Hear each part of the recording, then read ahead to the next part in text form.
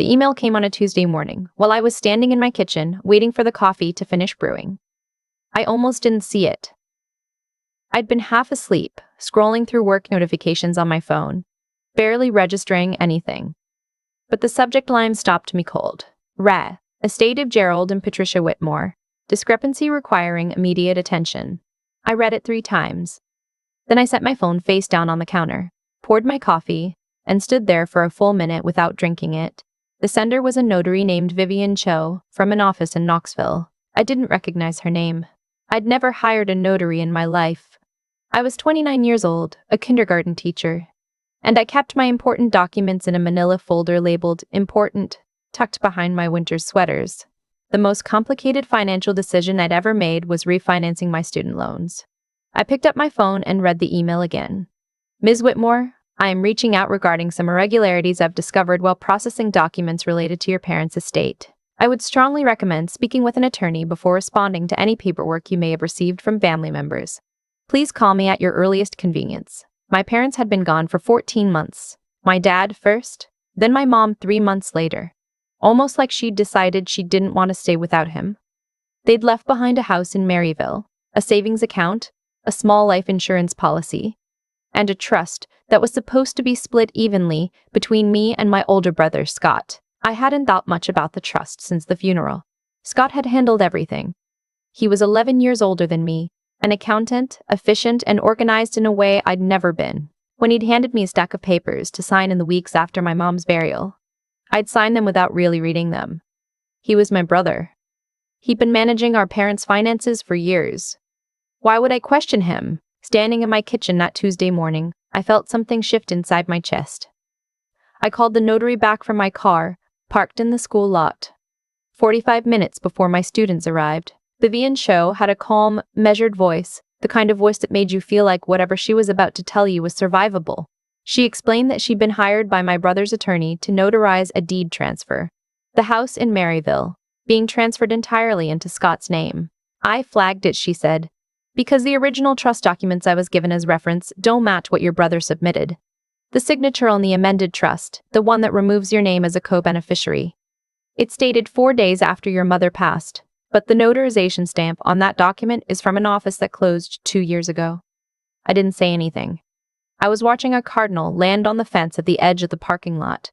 Ms. Whitmore, she said carefully, I can't tell you what happened, but I can tell you that something about this paperwork isn't right. And I thought you deserved to know before the deed transfer finalized, which would have been this Friday. Friday was 4 days away.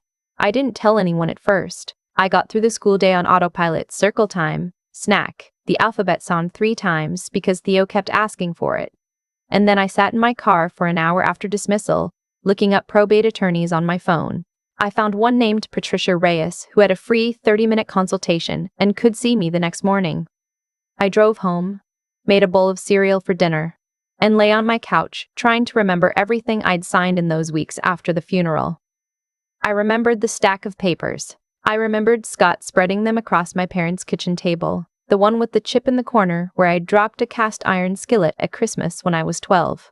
I remembered him walking me through them quickly. This one releases the joint checking account. This one is just a formality for the trust. This one is the life insurance assignment. And me nodding, pen in hand, because I was 28 years old, and my mother had been in the ground for 11 days and I couldn't think about anything properly. I remembered him handing me a check afterward, $12,000, labeled immediate distribution from estate. I thought that was generous of him, handling everything so quickly. Getting me money while I was still on bereavement leave. Lying on my couch that night, I thought about the house. My parents had bought it in 1991. My dad had built the back porch himself. My mom had a garden along the south fence, tomatoes, basil, 2 rose bushes she'd nursed through 3 different Tennessee winters. The house was worth, at minimum, $340,000. I'd looked it up on Zillow once just out of curiosity, sometime last spring. I'd been handed $12,000 and signed away everything else. Patricia Reyes had the kind of office that made you feel like your problem was serious but solvable. Framed diplomas, a plant that was actually alive, a tissue box on the corner of her desk. She listened to everything I said. She asked me to forward the notary's email, which I did from my phone while sitting across from her. She read it, nodded slowly, then leaned back in her chair. "Tell me about the signing session," she said. "Was anyone else present when you signed those documents?" "Just Scott and me. Our parents' house, 2 weeks after the funeral." "Did he have them notarized in front of you?" I thought about it. He'd had a stack of papers, some already stamped. He'd said they were notarized at his office. He was an accountant. He had notaries there. It wasn't unusual. Were any of the documents explained by a third party? An attorney present? Anyone like that? No. Just Scott. Patricia Reyes made a note. "What was your relationship with your brother like before your parents died?" I had to think about that longer than felt comfortable. Scott and I weren't close in the way some siblings are. 14 years is a significant gap. By the time I was old enough to actually know him, he was already out of the house, already married, already living a life that felt entirely separate from mine. We'd been friendly at holidays, he'd given good gifts. He'd called on my birthday, usually within the same week. After my dad died, he'd flown down from Cincinnati, stayed a week, handled the immediate logistics. He'd been so capable and calm that I'd leaned on him completely. When my mom followed 3 months later, he'd come back, done the same thing again. I'd been grateful. I'd told him that multiple times. "Okay," Patricia said. "Here's what I need you to do." What she needed me to do was gather every document I still had, any copy of anything, and bring it back by the end of the week. She also wanted me to say nothing to Scott until she'd had a chance to review what we had against the filings he'd submitted. "Don't tip him off," she said. "If he thinks you're looking into this, documents can disappear." I drove home and dug out my manila folder. In it, the original trust document my parents had given me a copy of 5 years ago, the check Scott had given me with a handwritten note on the memo line, initial distribution, more to follow, and a copy of the life insurance assignment I'd signed. More to follow. I sat on the edge of my bed holding that check stub and read those 3 words over and over. Scott called me that Thursday night. I was grading worksheets at my kitchen table when his name appeared on my phone. My stomach dropped. I answered on the 3rd ring, keeping my voice normal. "Easy." He called me every few weeks, usually on Thursday or Friday evenings, usually while I could hear his television in the background. "Hey, just checking in," he said. "How's school?" "Fine, good." "Theo finally learned the letter G," I said. Scott chuckled. He asked if I'd had my heat checked before winter. He always asked that, every fall, because our dad had always asked that. I said I'd had it looked at in September. "Good," he said. "Hey, I've been meaning to tell you. The estate is just about wrapped up. There's going to be one more distribution coming your way. Smaller than the first, just clearing out the remaining account balances. Should be a few $100s. A few $100s. "That's great," I said. My voice came out completely steady. "Thanks for taking care of all of this, Scott. I know it's been a lot." "Of course," he said. "You're my sister. That's what family's for." After we hung up, I sat very still for a long time. Then I took a photo of the check stub and emailed it to Patricia. What Patricia found, with the help of a forensic document examiner she'd worked with before, took about 2 weeks to piece together fully. The amended trust, the one removing me as a co-beneficiary, had a signature that wasn't my mother's. The handwriting was close, careful, but the pressure patterns and the specific way my mother formed her capital letters didn't match the signature on her known documents. The notarization stamp was from a business that had indeed closed, but the stamp itself had never been reported missing or destroyed, a detail that pointed to someone having acquired it improperly. The deed transfer, which Rivian Cho had flagged, would have moved the house entirely into Scott's name based on that fraudulent amendment. Beyond the house, there was the investment account. My parents had a modest brokerage account, around $90,000, that had been liquidated shortly after my father's death. The original trust specified that account would be split equally. Scott had filed paperwork, signed with my supposed signature, authorizing the full transfer to himself, citing a power of attorney that had expired before my mother died. $12,000. That's what he'd given me, out of what should have been, including my half of the house's equity, somewhere around $210,000. I remember the exact moment Patricia laid those numbers out for me. We were in her office, a gray October afternoon. Rain against the windows. She slid a summary sheet across the desk, and I looked at the figures and didn't feel shocked exactly. I felt something quieter and more devastating than shock, like something I'd half suspected and been afraid to look at directly had just stepped out of the shadows and stood there in full light. This rises to criminal fraud, Patricia said. Not just civil.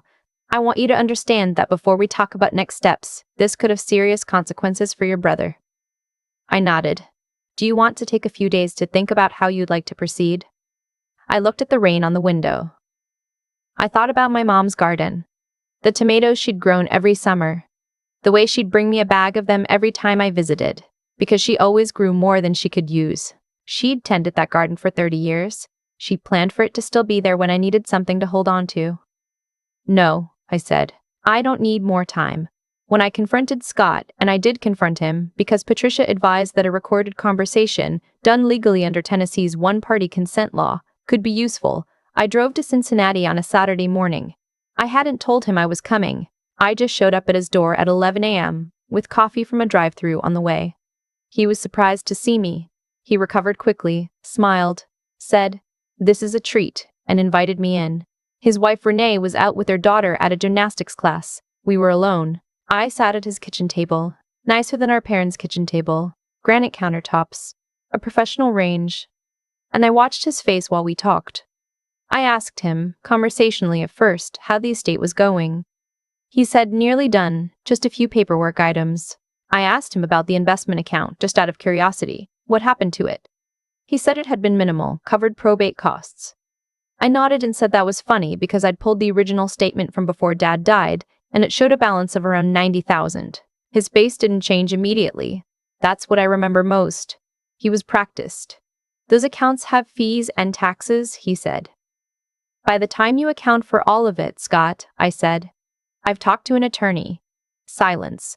I know about the amended trust. I know about the deed transfer. I know about the signature.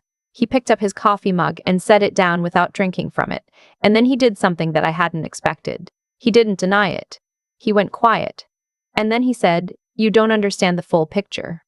I asked him to help me understand it. He told me that he'd been managing our parents' finances for years, which was true, and that he'd covered significant costs for them that had never been reimbursed.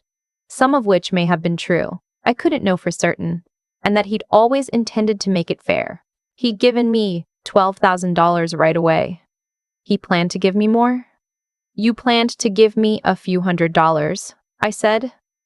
You told me that on the phone last week. He looked at his coffee mug. You forged Mom's signature, I said. My voice came out steadier than I felt, while she'd been gone for 4 days. He didn't say anything for a long time. Then he said, I really think we should handle this as a family. I thought about the way that phrase works. Handle it as a family. Keep it inside. Protect the reputation. Protect the relationships. Protect the carefully constructed image of a household where everything was fine. I'd signed papers I didn't read because I trusted that phrase. Because family meant something to me. We're past that, I said.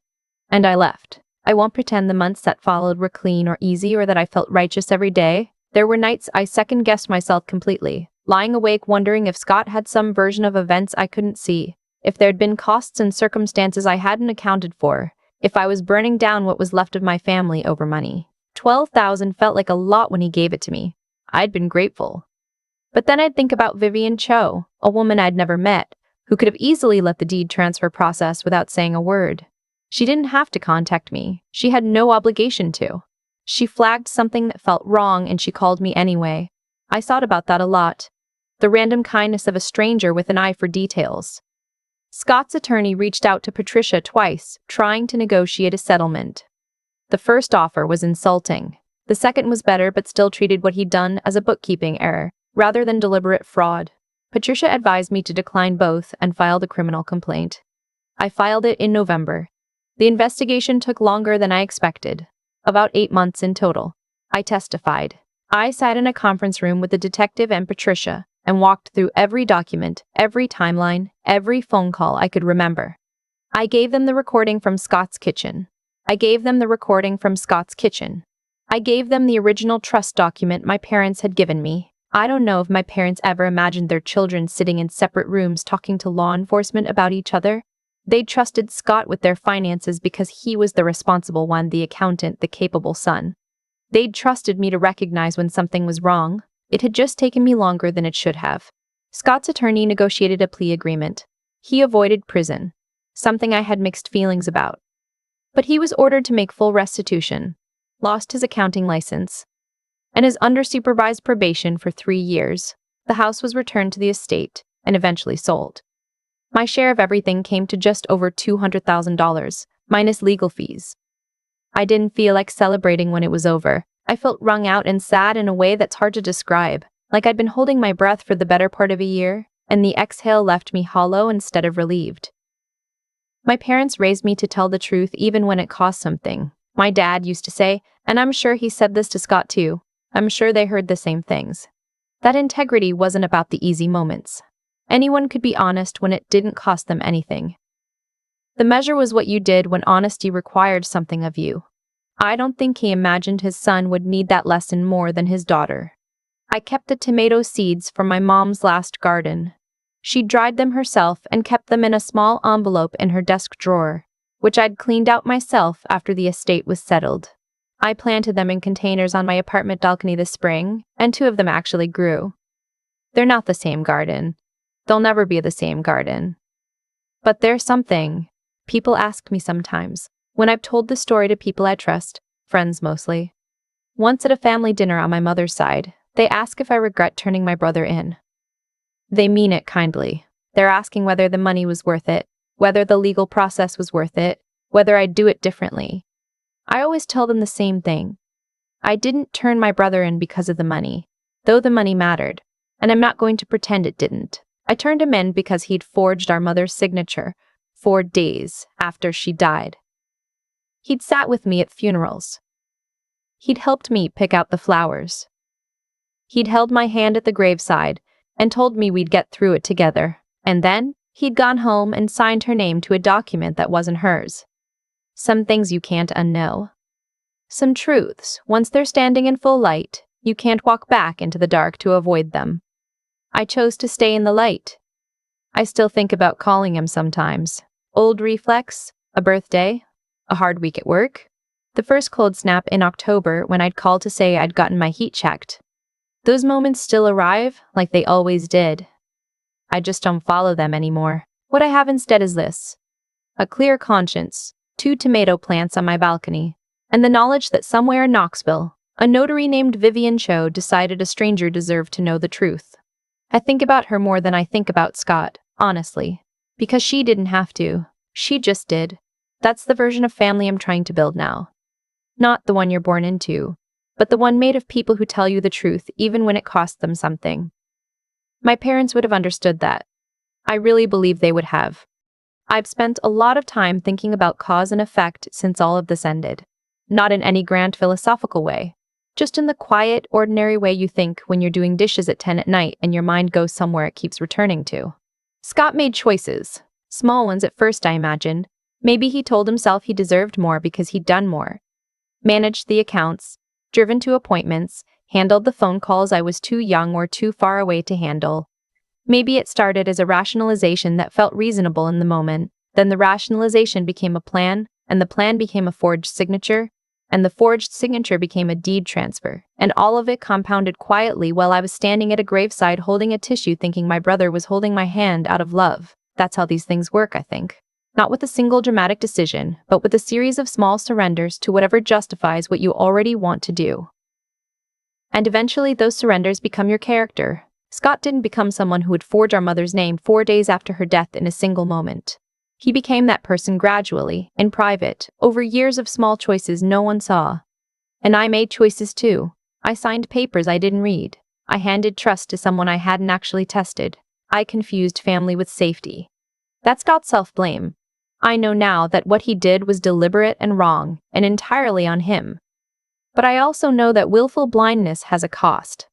Not a moral punishment, just a consequence. The world keeps moving whether you're paying attention or not. What turned everything was a stranger. Vivian Cho had no obligation to me. She saw something that felt wrong, and she made a phone call she didn't have to make. That single act of integrity, small, professional, probably just another Tuesday for her, gave me the 4 days I needed to change everything. I think about that a lot. How often the turning point isn't some internal awakening, but someone else choosing to do the right thing when they easily could have looked away. Courage isn't always dramatic. Sometimes it's a notary in Knoxville sending an email at the end of her workday because something in the paperwork didn't sit right with her. What I came out of this with, beyond the money, beyond the legal resolution, is a sharper sense of what I actually owe myself. I owe myself attention. I owe myself the willingness to read the hard thing, ask the uncomfortable question, sit with the truth that disrupts something I'd rather leave undisturbed. Intelligence isn't just knowing things. It's being willing to look directly at what's in front of you, even when looking away is easier. And I owe myself the strength to act on what I see. That's the part that costs the most and matters the most. Knowing something and doing nothing about it. That's its own kind of choice. I made that choice for a long time with Scott. In smaller ways I didn't fully recognize. I won't make it again. The tomatoes on my balcony grew this year. Not the same garden my mother kept. But they're mine. And I planted them on purpose. And I know exactly what went into the soil. That's enough. That's actually